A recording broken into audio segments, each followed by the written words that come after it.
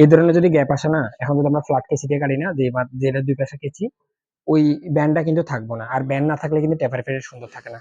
সেক্ষেত্রে আমি দেখাই কেমন করে ব্যান্ডারে নাই করবা, আবার মিলে থাকবো ব্যান্ডও নাই করবো, এই যেরকম একটু একটু করে এরকম। এরকম মোড়ের মধ্যে যদি আমরা পুরো কেচি ভরে দিই না, তাহলে কিন্তু এটা কাম করবো না। এই যে এরকম একটু একটু করে কাটতে হবে ভিতরে। দেখো পরিবর্তন গুলো লক্ষ্য করে ভালো মতো। দেখো চিরুনি চিরুনি কিভাবে ঘুরাই ফেলতেছি বারবার। আমি কিন্তু একই জায়গায় বারবার কাটি না। দেখো এটাও আসতে সামনের দিকে আসতেছে। আর এই যে এবার লক্ষ্য করো, এবার এখানে কাটিং এর মধ্যে পার্থক্য আছে। এখন এই চুলগুলো যদি বাদ দিই, তাহলে নিচের যে চুলগুলো আছে এগুলো অনেক সুন্দর পজিশন আছে। আবার দেখো, দেখো আমি মাথার পজিশন এবং শরীরের পজিশন কেমন করে রাখছি, এই জিনিসগুলো ভালো মতো বুঝতে হবে। এবার কিছুটা অংশ কমে আসছে, আসছে না একরকম আছে, কিছুটা গেছে না, গেছে গা। এবার এই চুলের আপনি উল্টায় দূর নিয়ে আরেকটা বস, যেন আরো কমে।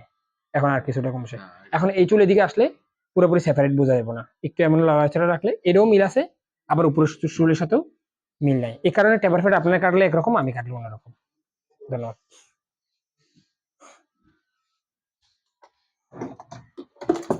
এবার যারা দিয়ে দেখতে পাবো।